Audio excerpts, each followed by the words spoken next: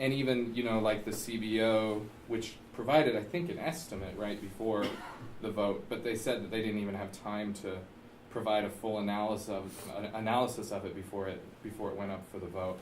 And so my question is just what what in your opinion justified the rush? Or first of all, do Okay. you feel the same way? Okay, And, so it's just okay. So the process, to me, the process and the thoughts have been going on for a while. I mean, this is something that the Ways and Means Committee has been working on when Paul Ryan was the chairman of the Ways and Means Committee. This is something that they've been talking about. Kristi Noem, for instance, from South Dakota. Her big issue that she's tried to work out for a long time has been that her big issue was the estate tax, which she worked on, because she had a situation where, I don't know if you heard about her story, but when she was 22, her father died, and they had a farm, and the whole family had to take out a loan in order for them to keep their farm. So that was something that she got into Ways and Means, has been working on the estate tax and what to do. And what she currently has in the House bill is the fact that instead of it being taxed at $5.2 million, that it's actually pushed up to $11 million before people receive anything from the state of tax. So my point in saying that is that I'm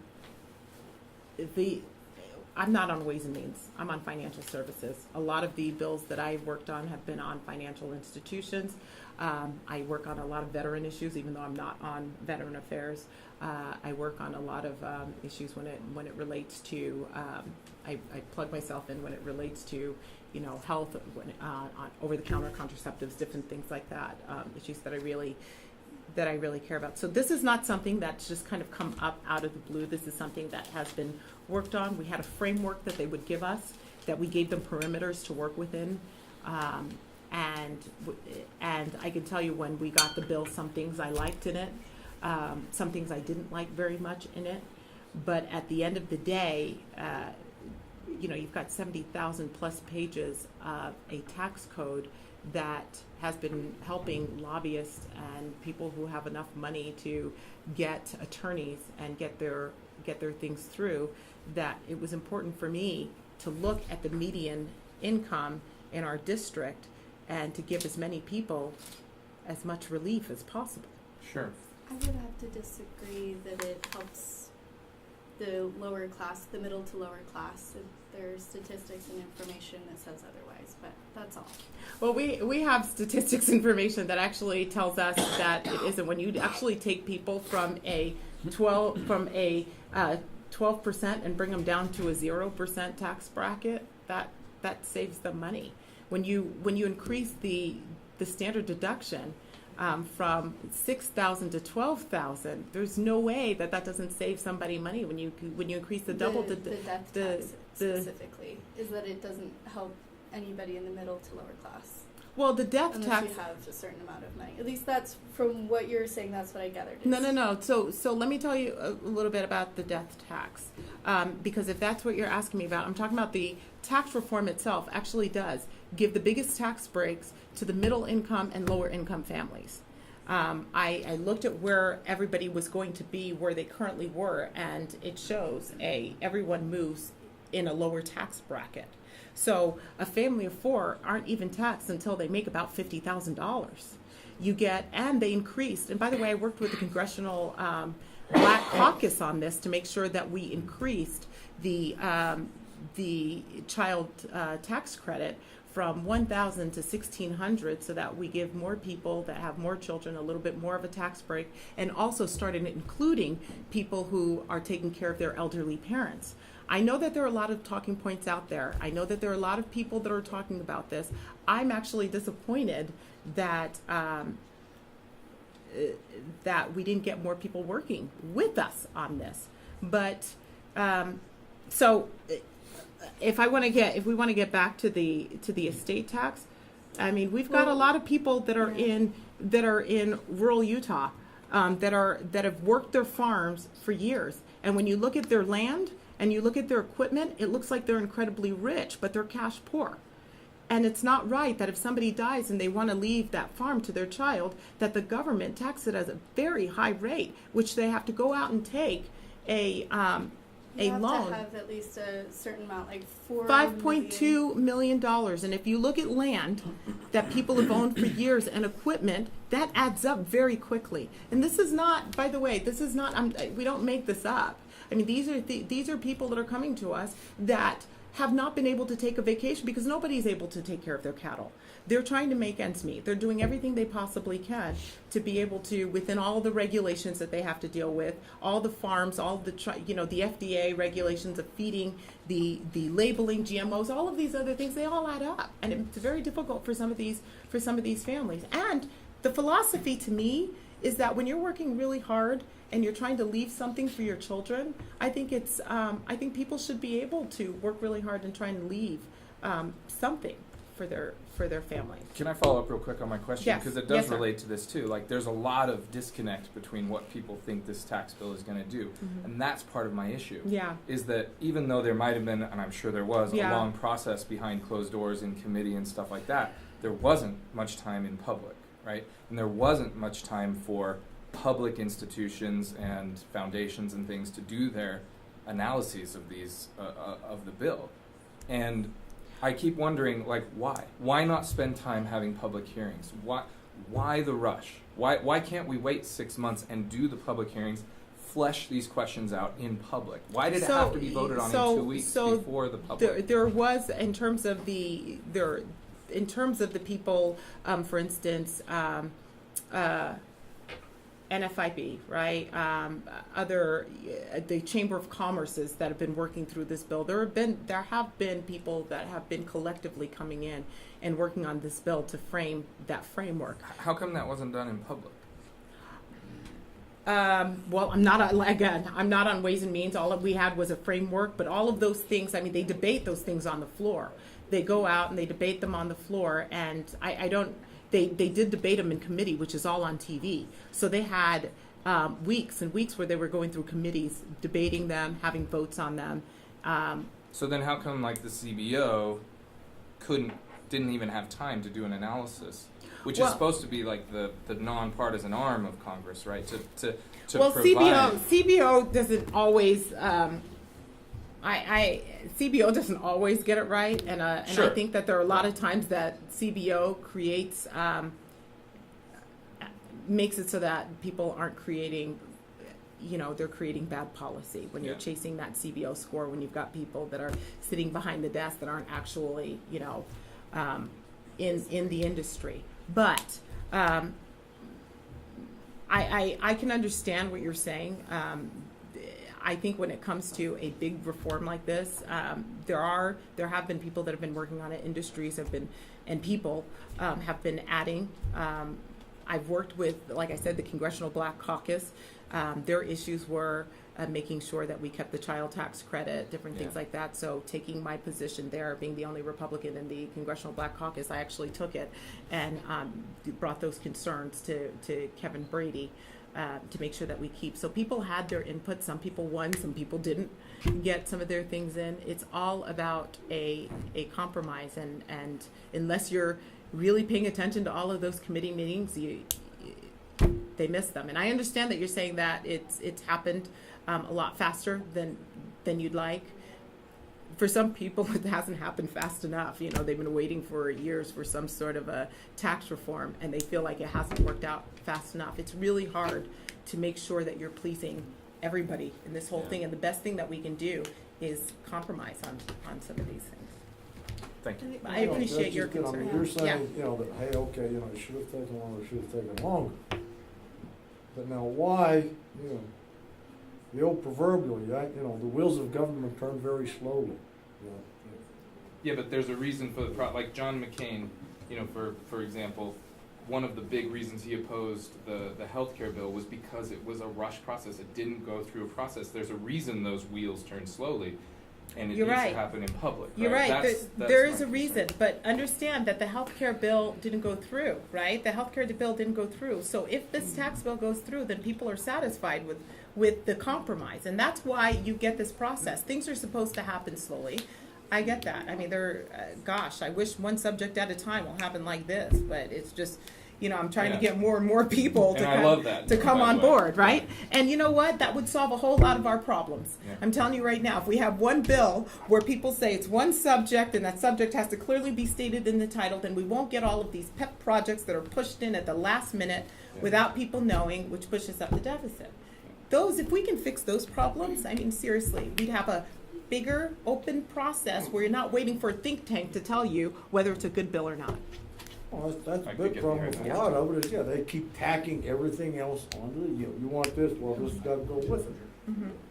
Okay, yes. I think maybe something that could help us understand what's going on is to encourage a way for the people to have information that you have that educates the people that what you're making is truly the right choice. Because over here we are getting a lot of misinformation, and if what you're saying is true, then we need to know it. We only have a few more minutes, and I know that we wanted to talk about net neutrality, and then you wanted to talk about your military thing for a minute. Do you guys have any other subjects that we want to cover? Yes, we do. Wow. Mine's actually really fast. Yes, I came yes, down here to yes, get go some ahead. help. Barry's helped me, and I thought I'm just going to stick around because I like the thing you're doing. Thank but I'm going you. to come listen, and Thank you. you've seen me before. And Yeah, thank you for coming, and thank you for. By the way, just to let you know, this process is really important for me. I like the fact that you're coming in and you guys and you have ideas, and I hope that I've done everything I could to be as open as I possibly can. I've gone on radio to let people know what I'm seeing in the tax bill. We've sent out information to people in our district, letters, mailers. We try and send out that information. Now, sometimes I'll get, people will get mad because they're saying, hey, you're sending out mailers, but that's the way I need to communicate as much as possible. Let people know exactly what's going on. And I hope that that's okay. We're not going to always agree on everything, but I feel like it's important for me to take in as much information as possible. And I don't care, what letter you have behind your name. If you've got a good idea about something, I'm willing to listen to it. All right, net neutrality. What were you going to say? So I was going to say, we actually did release a statement on net neutrality. What is your position on it? So I can actually, it'll take a while, but I think you'll probably find that we're on the same page on net neutrality. So I'm happy to give you. Do we have? There are a couple of people that have been asking about it. I want to make sure that we sent out so that way you have all of the information. Get the. Yeah, I need to get that.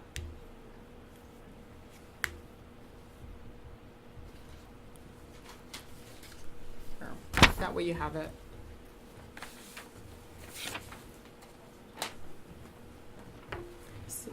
So you understand where we are on it. We should probably have a couple of copies. Give me a couple of copies so that way you have it in writing. This is what somebody else has said to you. No, Okay. no.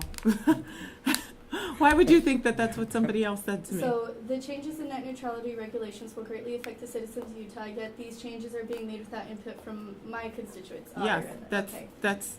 So, let's see, you should.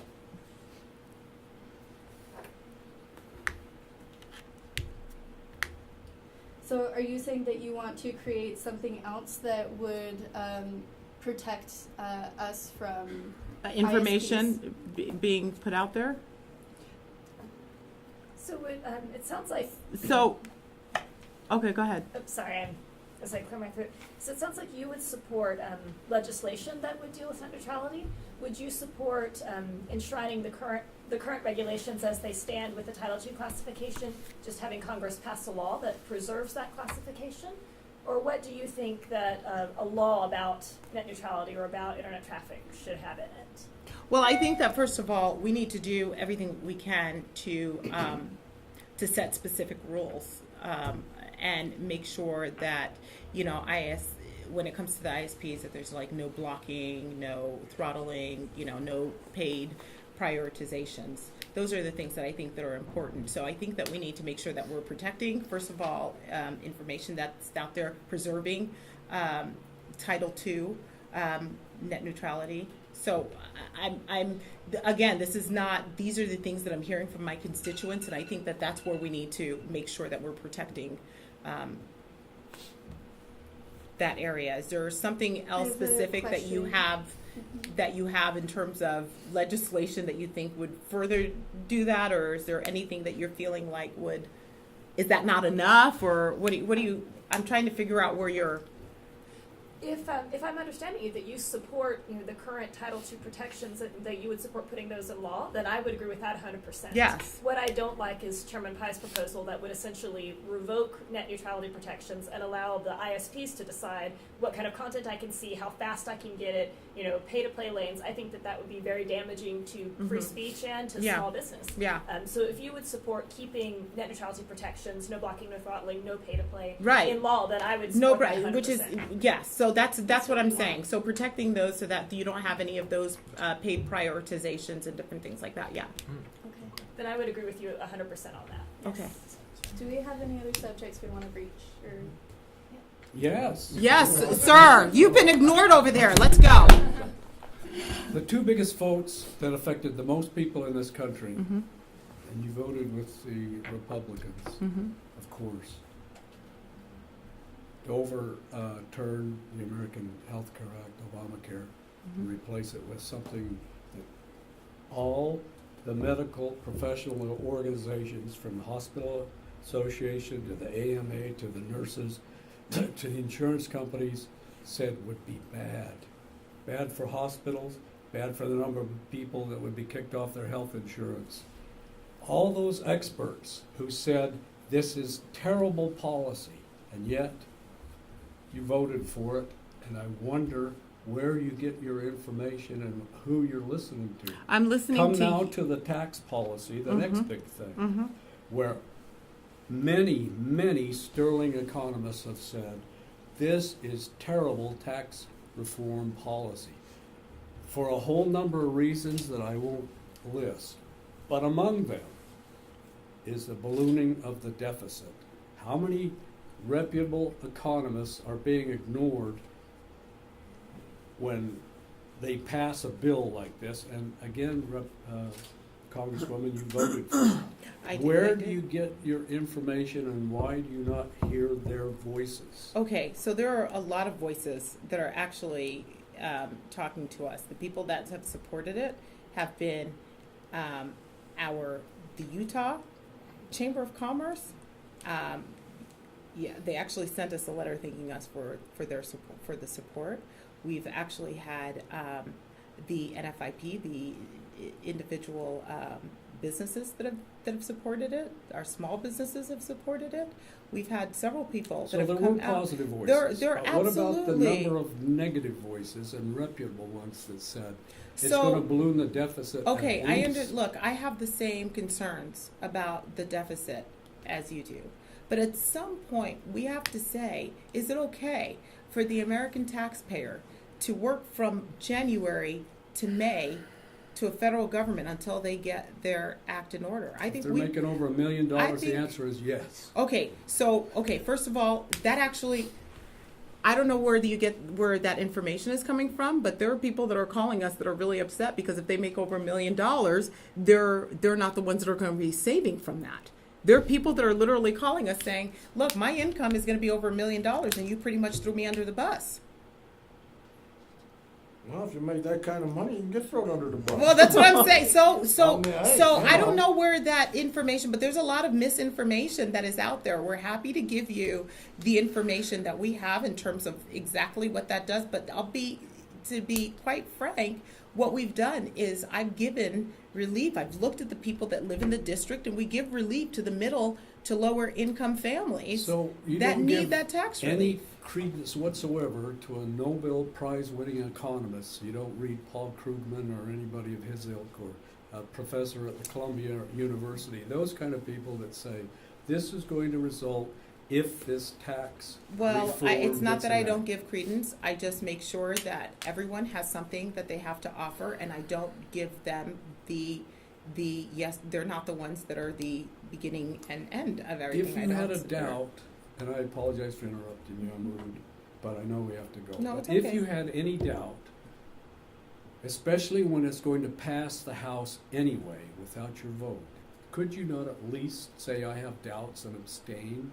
And give the 49% of the people in your district who are moderates or progressives some hope that you are an independent voice, at least abstain. You do realize that there are a lot of people that are in the district that have called us that have said we need, if you are not passing tax reform, if you are not doing something to give us some relief that we've waited for over 30 years, that's a problem. I am listening to my district. I'm absolutely listening to my district. Now, we're talking about the whole here. If there are some issues within tax reform that we can work on, that we can fix, I'm listening. But to do absolutely nothing, to have a tax code that's 70,000 plus pages that have actually kept the taxpayers hostage for a long time, and you're telling me that doing nothing is okay, I'm going to disagree with that.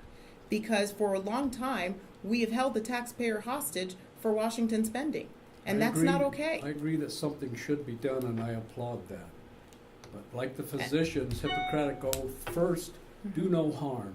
And this tax bill is going to do a great deal of harm Okay. if it passes the Senate. So the same thing with first do no harm. I'm looking at exchange after exchange that is closing down when you're talking about healthcare, that is closing down in the state. I've heard 70,000 people, when Molina closed their door, were left with that. I'm hearing from constituents that pay for healthcare insurance that can't even use any of it because Would their they have been better deductible off are had out it of control. passed? Had the Republican health care bill passed both houses, would those people be better off? I think that I we think would have most been, experts I think would what, say no. well, I think that one of the things that we need to do, we have not, I think that it would have been better than what we had. Depending on what the Senate came back with. But I do believe that we would have at least gotten it to a place where more people would have access, and it would not have been, it's not going into a death spiral. Right now, we are losing access to health care, and we're going to have to do something about it. I think to sit there and do absolutely nothing is going to be detrimental to us. And I think that one of the things that we need to do is focus on lowering the cost of health care. You've got a whole bunch of special interests, pharmaceutical companies, all these, you've got all sorts of that.